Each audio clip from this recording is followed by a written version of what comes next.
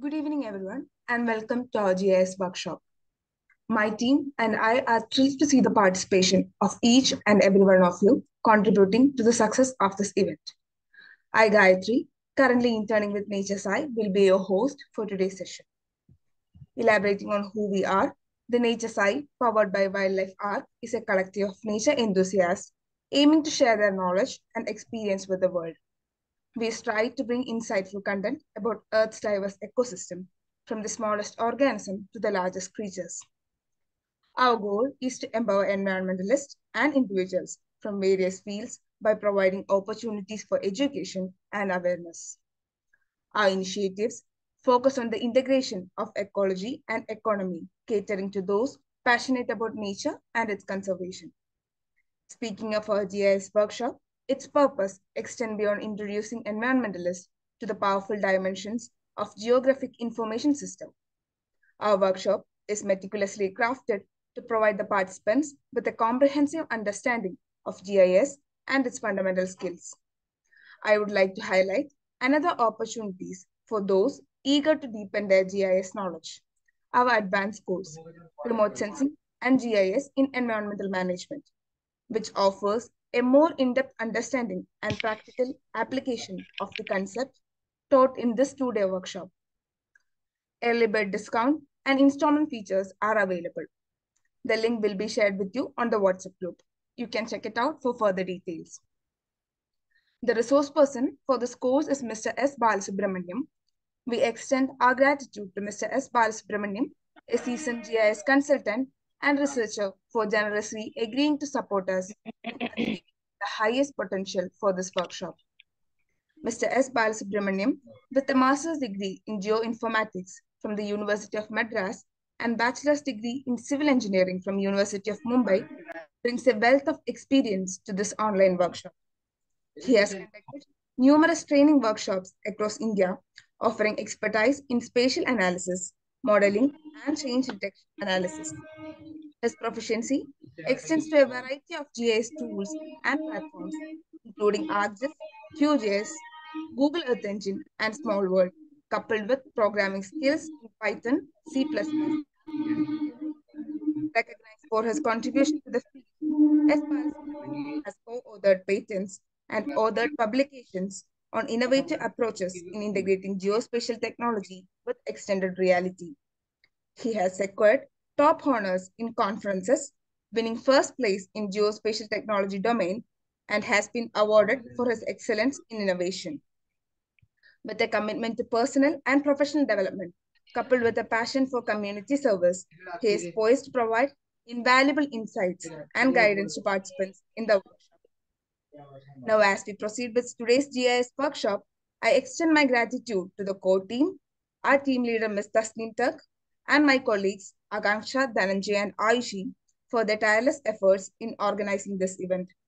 Before I hand over the session to the speaker, I kindly request all the participants to keep themselves muted. There will be a live interactive session at the workshop's conclusion. Queries can be typed in the chat box, and I repeat, please keep yourself muted. Thank you once again, and now over to you, Mr. S. Balasubramanian. Thank you, sir. Thank you so much. So, guys, I won't be taking much of your time. So, if you're already familiar with GIS, just put a yes or no in the chat box. I'll be walking through the basic core principle of what GIS and remote sensing is, how it works, the data types. Then we will move to Google Earth Engine. Okay. Yes, no, no, yes. Okay, so I've got your queries. I'll cover it in the end, like how it's applicable to your field or why you should learn GIS in today's AI world. Everything I'll cover in the end. Okay. So as of now, without taking much time, I'll start with the fundamentals, the core fundamentals. Okay. So even if you are doing some machine learning, uh, or doing some prediction model or machine learning algorithms in GIS, the first thing is data. Your data should be correct, then only you can go further. Okay. First, how you create the data, that should be correct. Okay. So for that, you should have core understanding of it. Then later on, you can build up your skills on over it. Okay. I'll share my screen. Wait a second.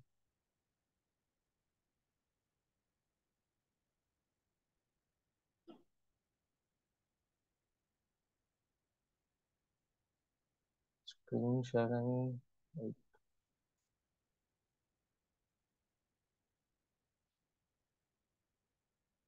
Share screen. Oh.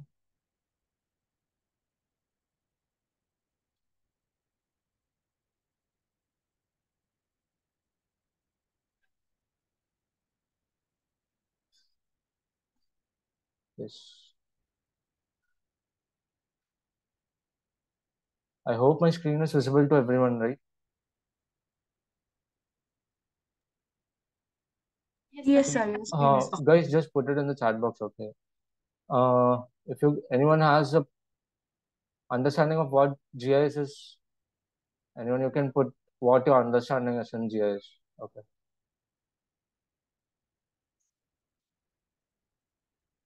The guys who know already what GIS is, you can just write it in the chat box in short.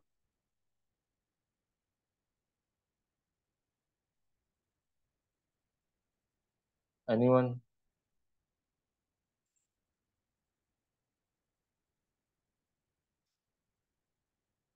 Oh, okay. So GIS, what GIS is? Basically, whatever the like, maps, kind of. See, maps is whatever analysis you do in GIS. Every output will be in a map. Okay, GIS is not map.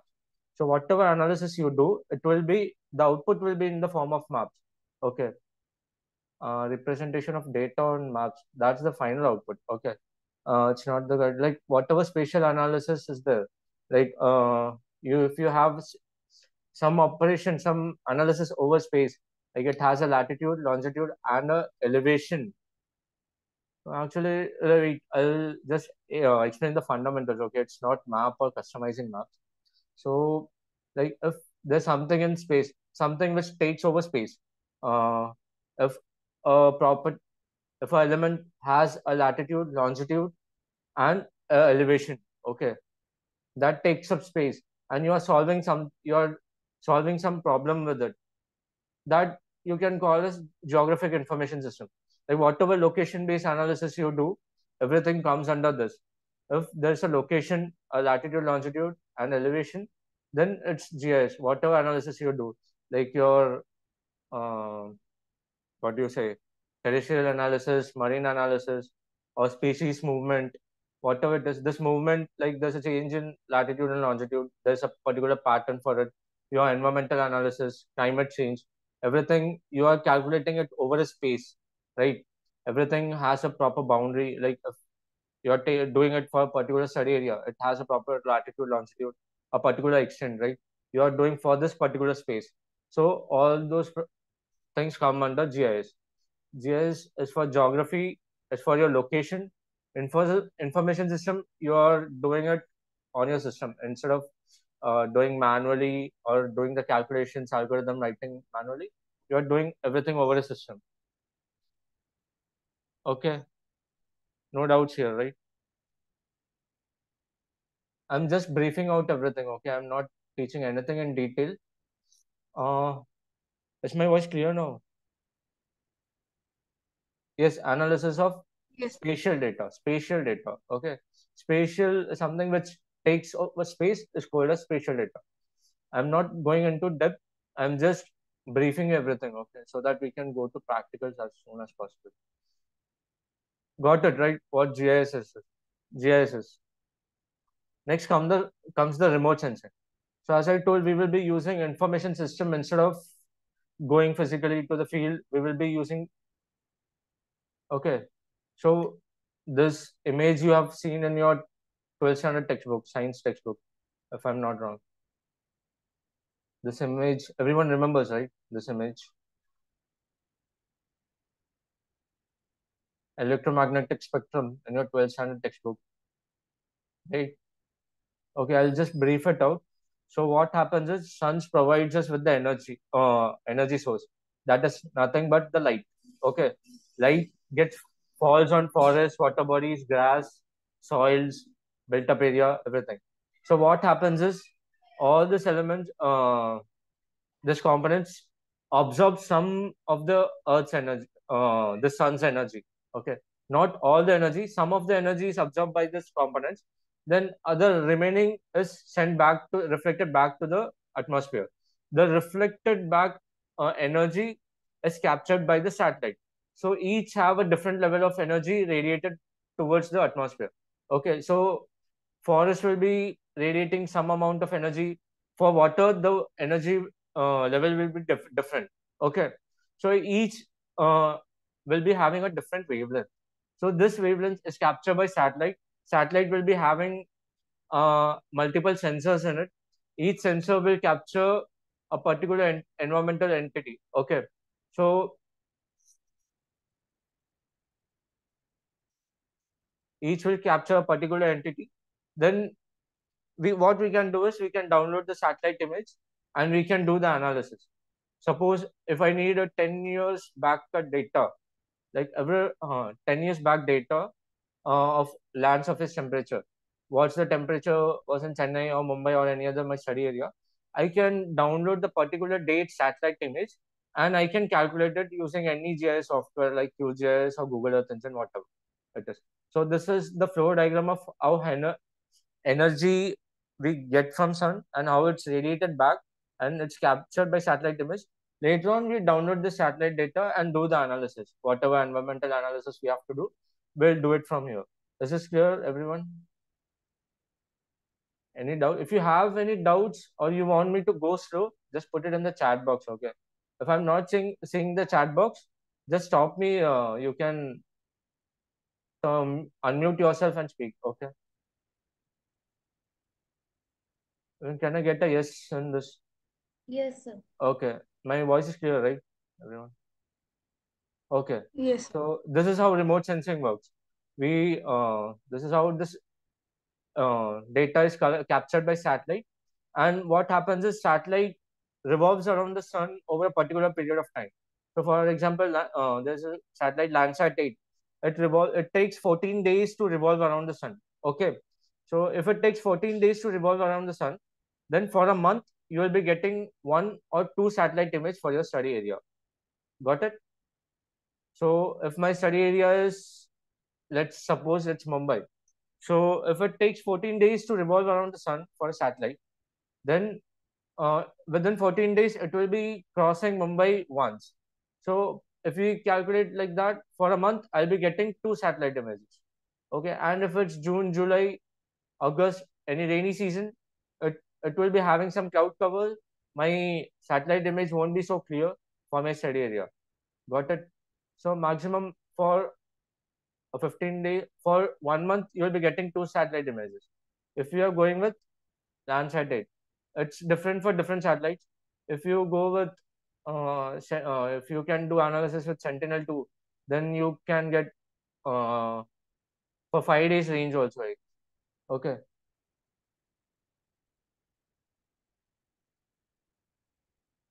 So it depends when the satellite is launched. Okay, so Landsat 8 is launched on 2013. So whatever capabilities Landsat 8 has, you can get it from 2013. So or else if you want to go back in date, like 2010, 2005, 1990, then you have to go for Landsat 7, Landsat 5. If you go back to the old satellites, the sensors wouldn't be that great, so your image quality won't be that nice. Okay, so like a real world example came to me. Like I was supposed to analyze the land of 1990s and 1980s. At that time, I only Landsat 5 data was available. So how much was possible? I did that only. So okay, like there are some restrictions if you go back in. Nowadays the sensors, there are more advanced sensors, so the image classification is a bit more easier than compared to old images. Okay. Nowadays, if you pay, you can get images up to 0.3 meter resolution also, 0.3, 0.2 meter resolution. That is 20 centimeter, 10 centimeter resolution image also you can get. That's actually available with the government, but it's not available for free for civilians to use. You have to apply to NRSC for that from your academic body or your research institute, stating the purpose and everything why you need it. Then later on, when they approve, you have to pay and get the data. Okay, so it's not like that you can just pay the data and get it. You have to give proper reason why you'll use it.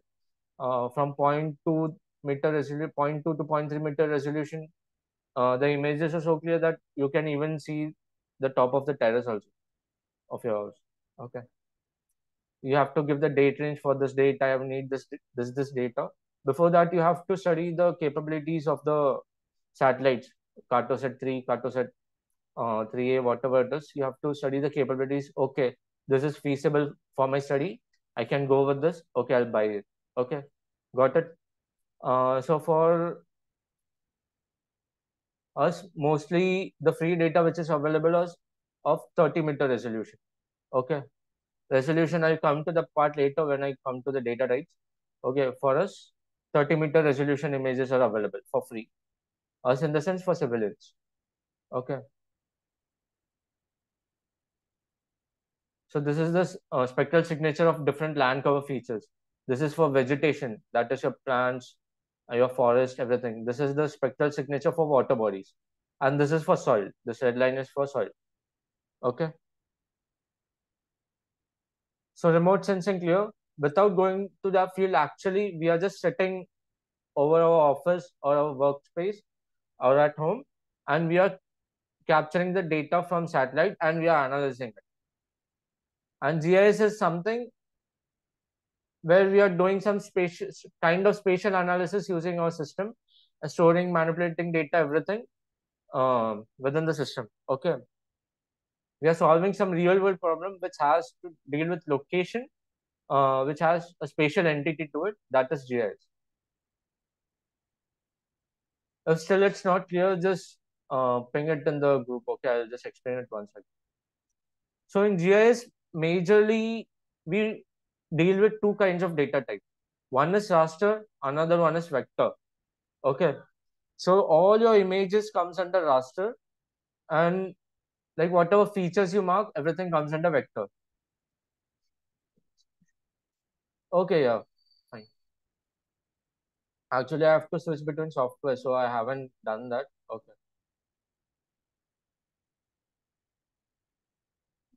So there isn't much in the presentation. Okay. So there are two kinds of file types which you will be mostly dealing with, but these are not the only types of file format. Okay, if you go to enterprise level, then there will be different file types. They would have encrypted it and so on. So majorly we will be dealing with two types of files. One is raster. Raster is nothing but your images. Like you have a topo sheet or your maps. Suppose if you have physical maps, if you want to take it to QGIS, what you have to do? You have to scan it, take a digital copy of it, then bring it, right? So that's an image. Okay, your JPEG, PNG, GeoTIFF, TIFF, everything is your raster. What raster is in your image format, right? Okay. So all your maps, your aerial images, the Google Earth maps which you see, everything is raster. Okay. So raster is basically your images. Got it? Any doubts in raster file? So your satellite images, your drone photos, drone images, everything is raster file. Okay, no doubts, right? Raster file. I'll just quickly open a raster file now.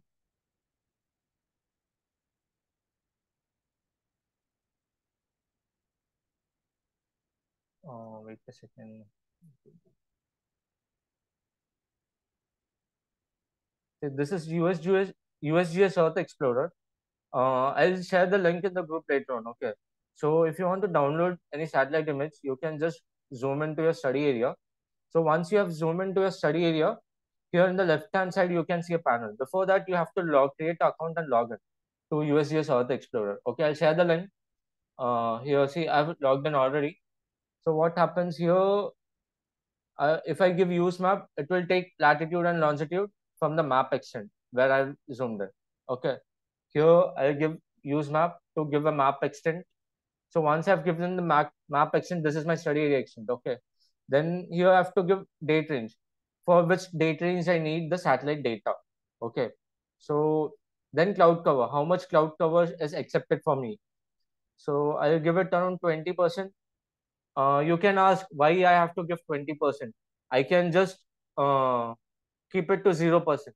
But if you keep it to 0%, and if you keep the month as July, August, at that time, if the data is not available, then you won't be getting any results. So I'm giving a buffer of 20%, 20%. Okay. Then date range, everything you can set later on. I'm just skipping this part. Then I'll go to data sets. Then here you can see what all Landsat, your satellite data is available. This digital elevation will give you the elevation profile. That is your site access, how much the land is elevated or how much it's in bottom. That data you will get from digital elevation. So for digital elevation, you can go here, SRTM, and from SRTM, you can download this one, Arc Second Global, and you can directly open this in QGIS. This is just a single band file. You can directly open it and see the elevation profile. The lower part will be shown in dark color and the higher elevation will be shown in white color. Okay. So if you come to Landsat, here I'll come to collection to level 1.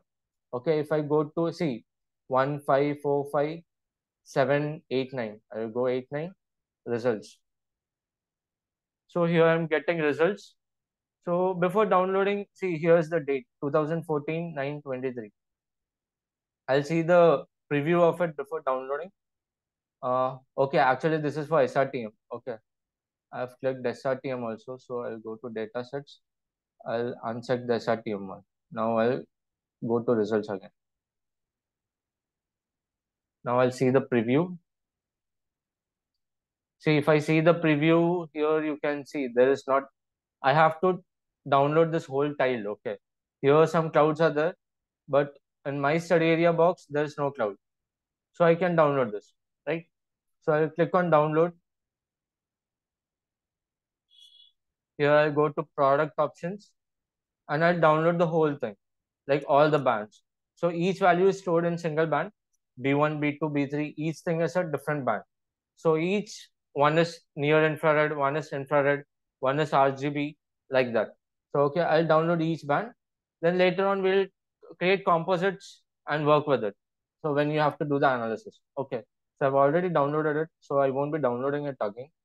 So I'm having the file here in LC09. Okay.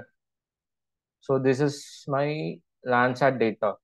So here you can see B11, 3, B4, B5, B6, B7, B8, B9, B10. Okay, now I'll open this in QGIS and show how raster data looks.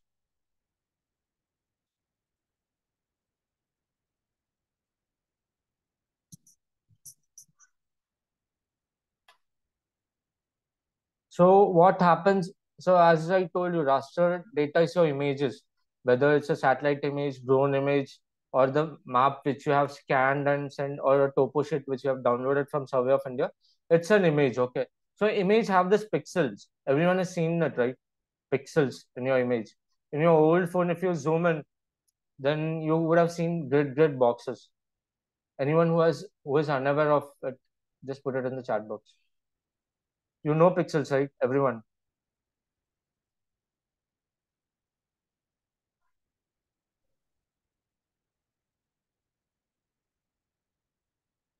Okay. So in raster data, what happens is all the data are stored in pixels. Okay, now I'll randomly open 4, 5. Not recognition. Okay.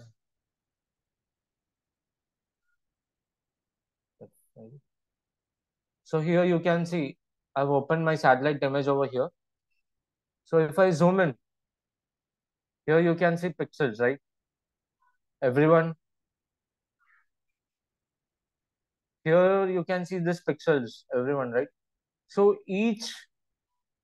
so here I'll be having around 11 bands in Landsat 9. So I'll be creating composites to extract different environmental factors. Okay, that is our advanced stage. Okay, so each bands would have stored a particular sensor's value. If I have near infrared sensors, so one band would have stored, band 4 or 5 would have stored a near infrared value. Okay, so here each pixel is of size 30 meter by 30 meter. What that means is this whole grid covers an area of 30 meter by 30 meter. Got it? Any doubts? No, right? So here each grid is covers 30 meter by 30 meter, and each value is stored in the pixel. So for this area, what is a near infrared value would have been stored in this pixel. Okay, no doubts, right? If you have any doubts, just put it regarding this raster file. So this is how raster file works. The values are stored in pixels. There's no table or anything associated with it. All the values are stored in pixels. You can't manipulate it. Though you can do addition, subtraction with other raster files and generate new outputs. Okay.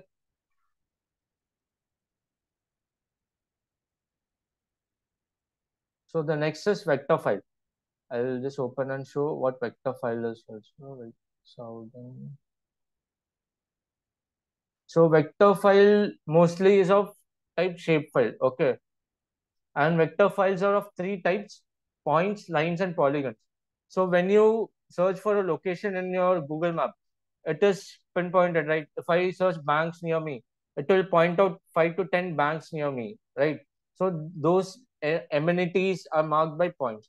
If I put destination B, if I route it from my current place, if from my place I see Jew Beach, it's 2.5 kilometers. If I put direction, it shows me a route, right? That is known as lines.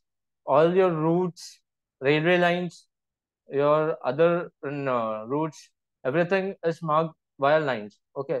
And if you want to show some area, you have to mark some area, then you will go with polygons. So there are three types of this thing, what your vector data, that is points, lines, and polygons. Okay. Usually this are of type shapefiles. Okay. So here I'm having few shapefiles with me. Uh, this .shp is my shapefile, and rest of the files with the same name are the supporting file. So if I'm giving waterway shapefile to someone, I have to share this supporting files also. Okay. I'll open this shapefile. Traffic file 2. Okay, I'll remove this.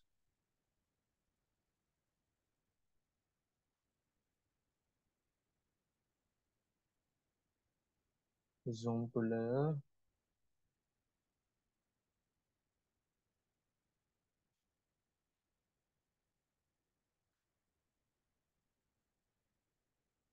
Okay, here you can see these are the waterways for southern region of India.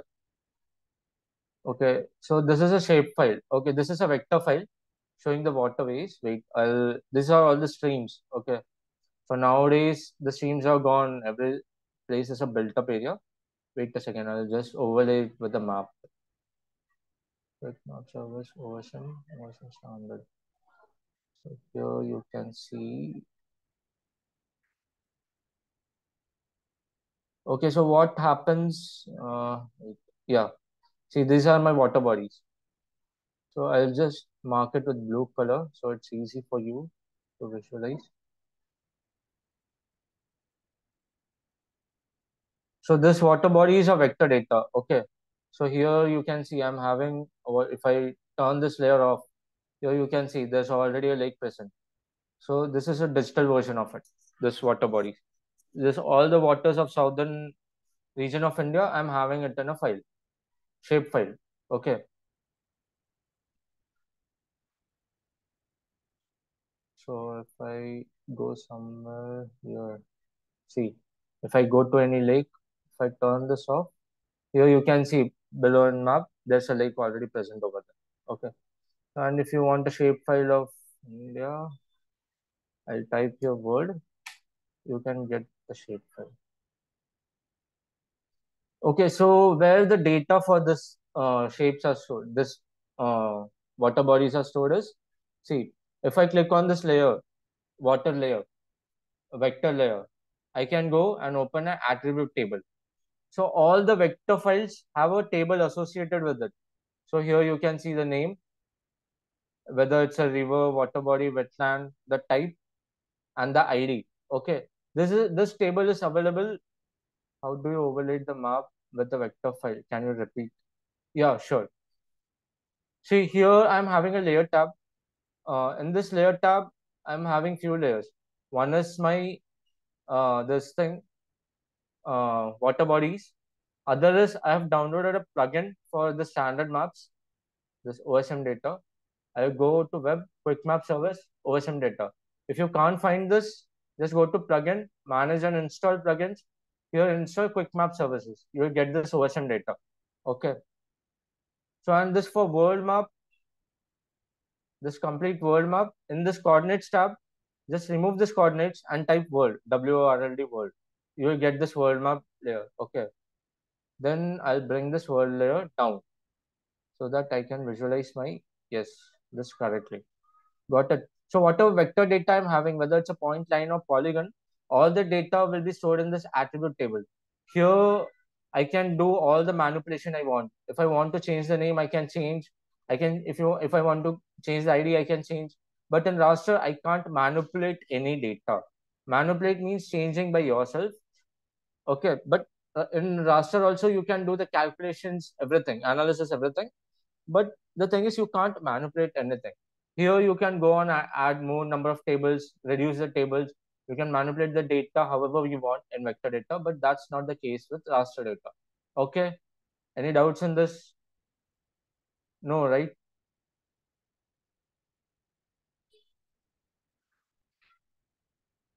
So as of now, I've quickly given you a brief of what GIS is, how remote sensing works, and what are the type of datas, right? And in vector, the most common type is shapefile, and there are three types of vector data: point, line, and polygon. Okay. Now we'll quickly move to Google Earth Engine if no one has any doubt on this. So I've asked you all to create a Google Earth Engine account. I hope everyone has created it. If in case anyone finds any trouble in it, just ping me, okay? Put it in the group if you're not comfortable or okay. Okay, so this is how your Google Earth Engine, this thing looks like, okay, console looks like.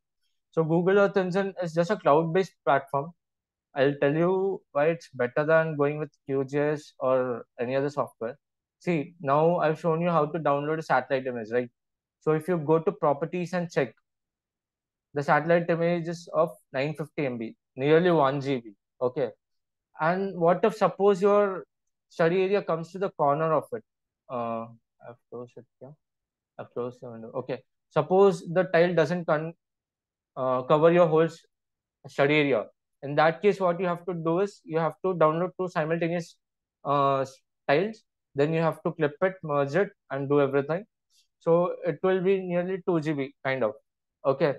So here you no need to download any data. Everything you can bring it from cloud itself.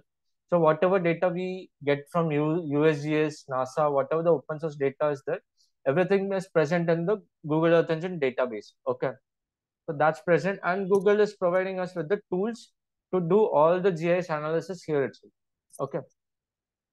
So here in the top, you can see a search panel. Here you can search for the location for which you have to do the analysis or the data set which you want. Type SRTM, SRTM digital elevation. I can directly import it. See, I haven't downloaded anything. I have searched for the name of the data, import. That's it. Now it has come to my code. I'll remove it for now. Okay, this is the search panel. Here you can search for open source data, your location, everything. Okay, so this is your main console where you will develop your code. Okay, this new script is your console where you will develop the code. And the left hand side, you can see your scripts. So these are the scripts which I've developed. I've categorized it like this is Google Earth Engine basics. This is for Innovation Expo. This is for LULC of Trivandrum, disaster management. This is archaeology based. Whatever I've grouped it. Okay. So similarly, once you start developing, you can group your each project differently.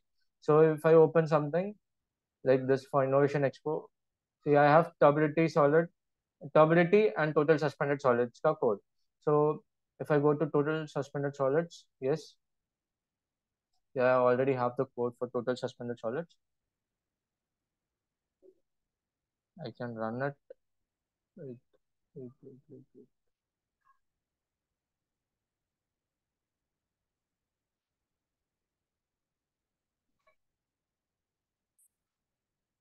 See, now I've run for turbidity. Here I've taken this shapefile as my study area. Okay. So here I'll be getting turbidity index for from 2016 to 2021 for this lake. So similarly, I can find all the pollutants value. So if I want to change, I'll just change the study area. I don't have to repeat the whole process again. Everything, the code is already there. I'll just change my study area wherever I need to. See here in collection, I have a study area shapefile. Instead of this, I'll give a new study area. That's it. Okay. So this everything remains the same. Okay. So here, this is my owner tab. These are the codes which I have developed. So suppose I'm developing something and giving you access to write. Suppose I'm working with Gayatri and I've developed some and I have some doubts I have to share with it. So for Gayatri, the same code will come under writer's tab. I would have, while sharing, I would have given her writing permission. So for her, it will be in the writer's tab, my same code. Okay. So here you can get the link, get link. So I can just copy and share this, and I can change the permission in this manage tab, manage links. Here I can go and change the permissions. Okay. So in readers tab, if I don't give you writers permission, it will come under your readers tab. Okay. So if I have archived something, I don't want to show it in an online class or something, my client's codes I don't want to show you, I'll put it into archive. As of now, I don't have anything on archive. That all the codes which I have archived will come here. And in example, Google has already provided with some examples for basic understanding for image collection, clipping, land cover cleanup, everything. They have given some demos also. You can go through this code and you can do it for your study areas as well. Okay. So this example will be available for all. Okay. So this is your script tab. All your codes will be available here. Okay. And the next tab is documentation. So documentation, whatever functions Google is giving us, everything Google has documented over here. If I want to do slope analysis, but I don't know the code, I don't know where to go, I'll search for slope. Okay. See here I am getting slope. This is under terrain function. If I click on it, see, it is giving a brief introduction of it. It calculates the slope in degree from a DEM. Okay, I need to have DEM, that is my digital elevation data. Okay, so here I have to give a elevation image in meters. That's it. This is the only thing I needed to calculate slope. Okay, so I can go here. I'll tell you how to use this function later on. Okay, maybe I can't cover the slope today, but I'll try to finish it off. But tomorrow, however, I have to cover. Okay, and this is your assets. Suppose you have some assets with you. Instead of taking it from cloud, you have to bring your own assets. What you can do, you have your own shape files, your own files, GIS files. You want to work with that. In that case, you can come to assets, new assets. Whether if it's a raster file, you will go with geotiff, or else if it's a vector file, go with shapefile. Here in shapefiles, with the SHP, you have to upload the supporting file also. If it's a table, then you can go with CSV file. Okay. Any doubts in this? No, right?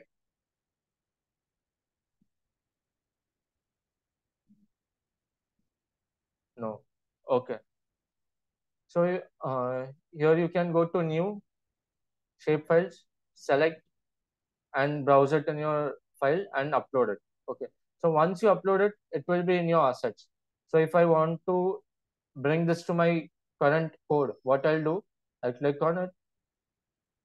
I can either copy this code and assign it to a variable, or else what I can do is I'll just uh, click on this arrow. It will directly come to my code. See, I've clicked on this arrow beyond this, next to this Coimbatore. So it's over here. See here, a, a table Coimbatore. I'll rename it as Coimbatore.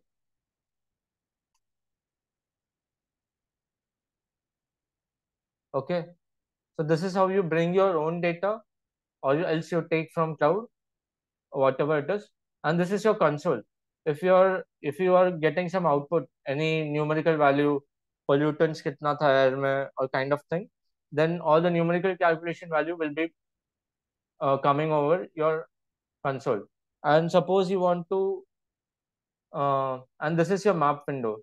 So whatever analysis you are doing, everything is visualized in this map window. Okay. So output, everything is in the same window. Like whatever you are developing, whatever data sets you have, what output you will get, everything is here. Suppose you are not satisfied with the output, you can go modify your code, and within an instant you can see the difference in the output. Okay. No processing power needed, nothing. Okay. So here in task, well, if you are uploading some output, you are exporting some output to your Google Drive.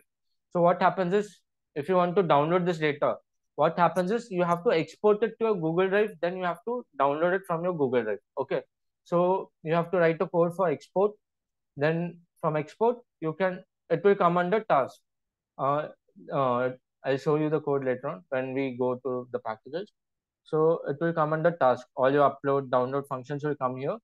And in inspector window, if I go to inspector and I click somewhere, like inspector, if I click in a particular pixel, for the particular pixel, I'll get all the values over here. For the 30 meter by 30 meter area, all the see here I'm having 4 layers. Turbidity index, true color, and water layer, everything. I'm having 4 layers. So out of that 4 layers, whatever calculation happened, everything comes over here. Okay. In this inspector tab.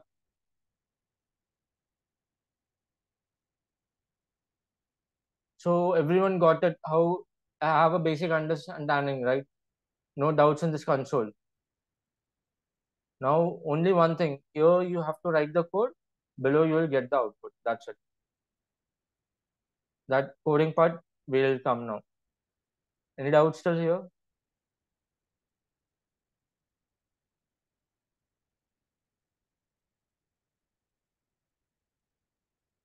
No doubts, right? Okay, so coding part. Uh, no, sir. Okay. Okay, I'll quickly run through the code also. Wait. See.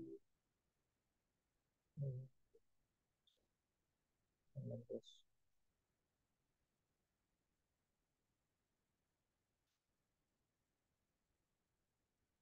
Okay, now I'll walk you through basics of JavaScript. Okay, so the main thing is the programming language which we are using here is JavaScript.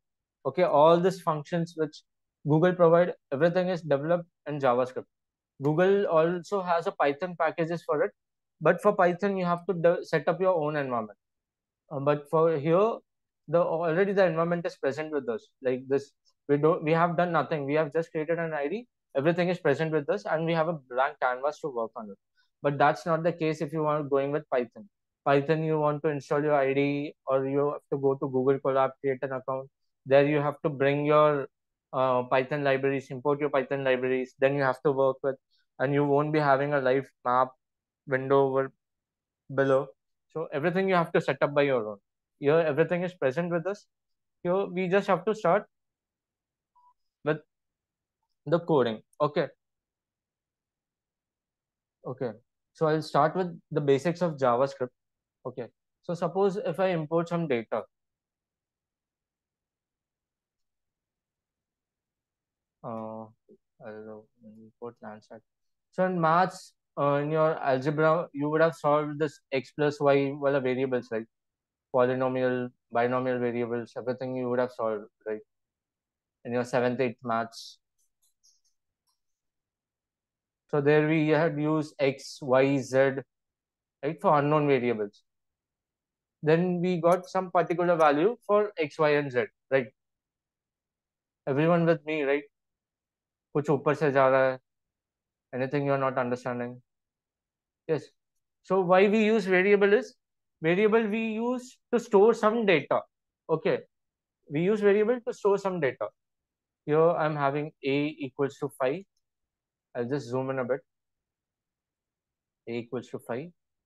B equals to 6. Okay. So here what A and B are? A and B are my variable, and 5 is the value of the variable. 6 is the value of B. So here I am having 5, a number. This value is stored in A. Okay, the 6 is stored in B. So if I want to do some calculations or something, what I'll do, A multiplied by B, A multiplied by C, or A into C, whatever, I'll use A instead of 5. Okay. So variables are something which are used to store values. Okay. Some values we may know, some value we may don't know. Okay. Like finding X in mathematics, you would have done it, right? 7th, 8th, 9th. Similarly, in programming also, variables are something which is used to store your data types. Okay. Here A equals to 5 means here A value is a numerical. Okay. Here this image collection is a variable. Okay, I'll rename it as L8. Here this L8, my L8 variable is storing this image collection, Landsat image collection. Okay. Any kind of data. Like variable is used to store data. Here I'm storing my image as a data in L8. So everywhere I can't write this whole name, right? Landsat slash LE7 slash C02 T1. Everywhere I can't use this, right? So I am storing it in a variable L8, and for the calculations I'll be using L8. Got it? Any doubts? And variables क्या होता है? Anyone? No, right? So at end of each statement, we will be writing semicolon. Okay. So before declaring any variable, we will use the keyword var, var in JavaScript. This is only for JavaScript. We will be using var. So here you can see when I imported this for this Landsat date, it has already come var in my imports. Okay, var is nothing but variable. Here my variable is a, and a is having a value of 5. Okay, any doubts? Everyone with me?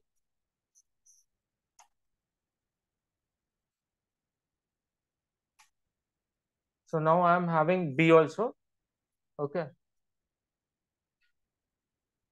So now I want to do the addition and print it in the console. What I'll do,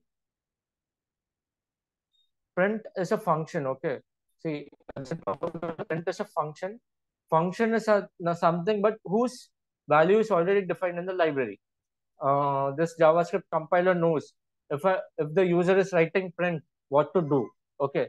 Suppose there is this rounded bracket next to any name. That means it's a function. Okay. So print is a function. So what I want to print, I'll pass it inside this bracket. Okay.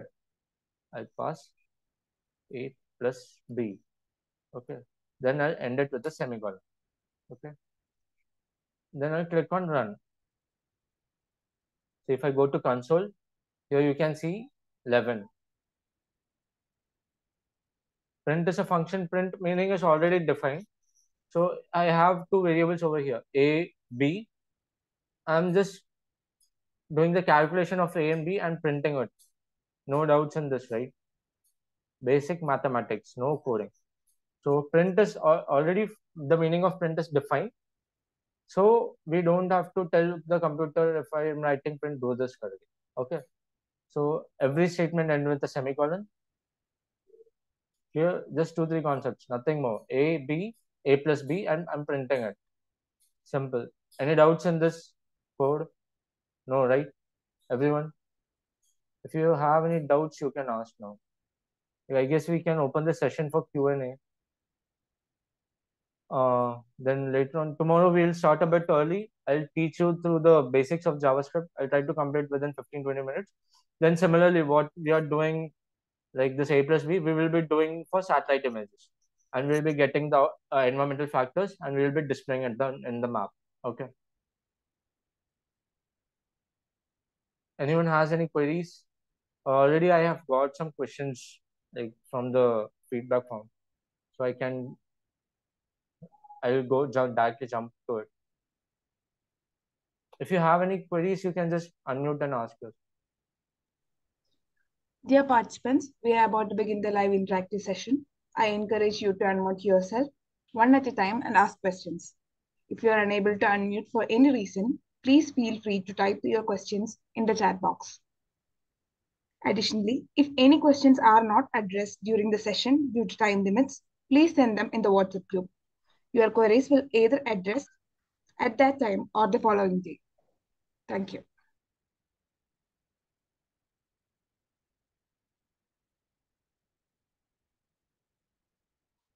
See, manipulating as I wait. We are going to study about vegetation indices. Okay, I'll take it. Vegetation indices. I'll take this in tomorrow's class. How to calculate vegetation indices in Google Earth. You have a basic idea, right? What vegetation indices is? I hope so. You have. Else, I'll take it tomorrow. No issues. What is the use of manipulating a sort and sort of wait. Sir, do you want me to read it for you? No. Like there's uh this box popping up, so I couldn't. Okay. Okay. So manipulating any sort of data.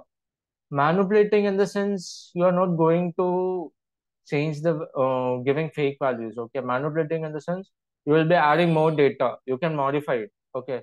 So suppose like I showed you in the QGIS window, here I'm just having my ID, what class it is, what water, river, reservoir, what it is, and I'm having name. Okay. At initially, I don't have the name of this water body.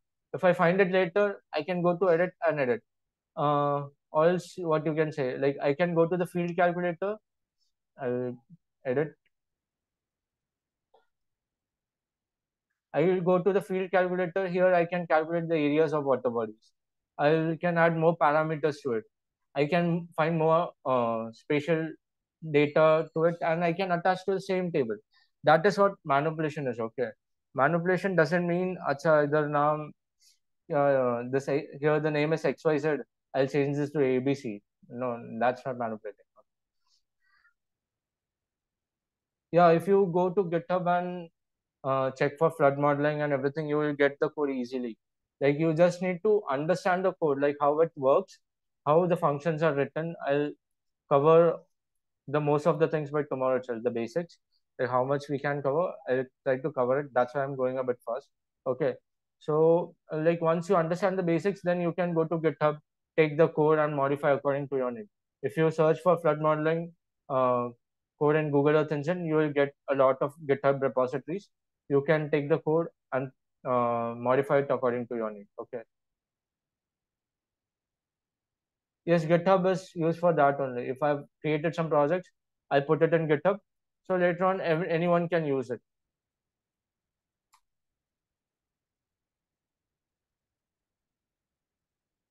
Yeah, basics. We have started it. Like I have to give the fundamentals of this GIS and remote sensing before starting with it, right? Or else directly Google Earth Engine में आऊँगा, then doesn't make any sense.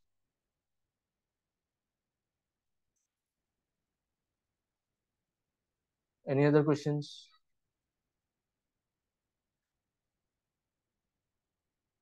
See here, this is my Google Earth and this is my repository. Here I've given code.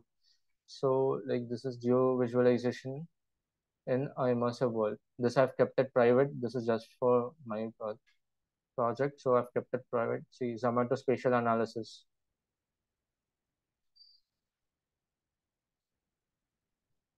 Here I've given heat maps. So actually, I've done it in a third.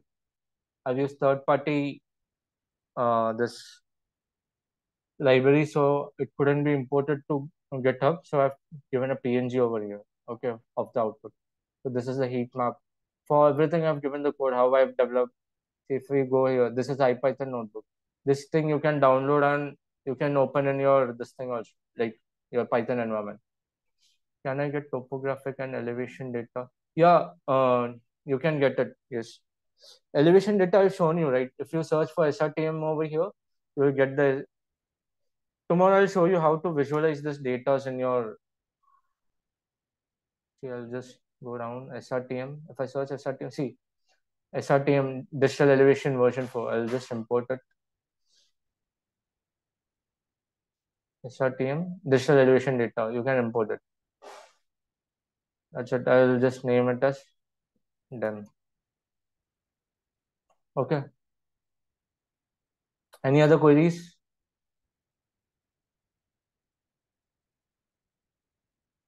No, right?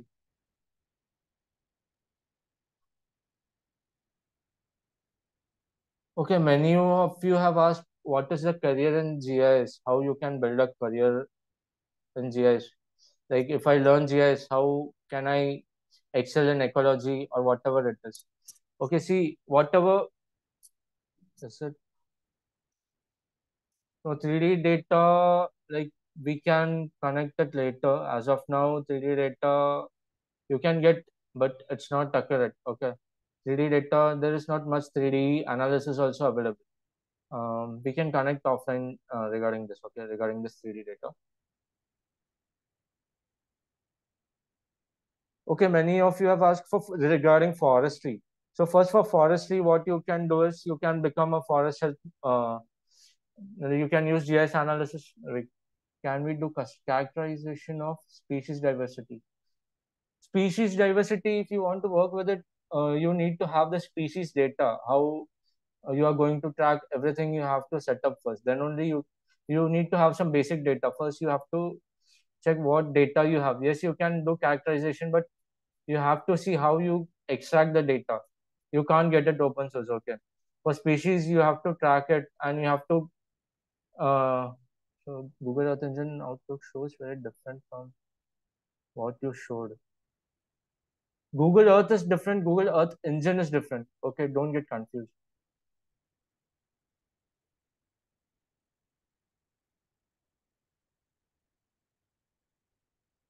Google Earth is different, Google Earth Engine is different. Yeah, regarding this 3D maps, yeah, the height data is not accurate, Aman, and 3D data. The height data is not accurate. You have to give arbitrary height in the Blender. There's a there's a Google plugin. You can take the maps, take the building footprints. Footprint is nothing but the polygon files, but it doesn't have the elevation data. You have to give elevation by yourself. Okay.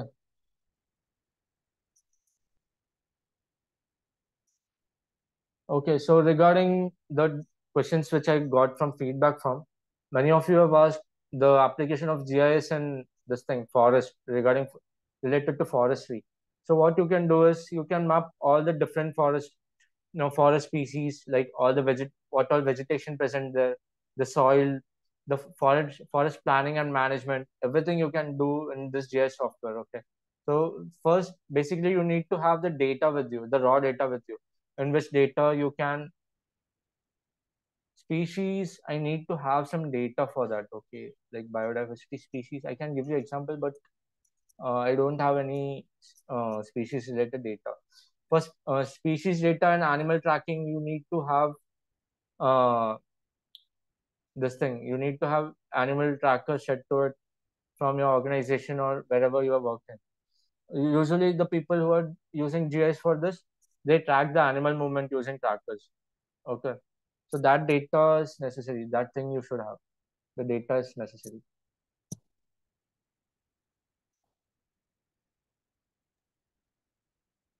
I apologize for the interruption, sir, but Yeah, is yeah, it yeah, okay yeah. if we conclude the first session, please? Because Yeah, the yeah, yeah, sure, participants sure, will be sure. waiting. Yeah, sure, sure.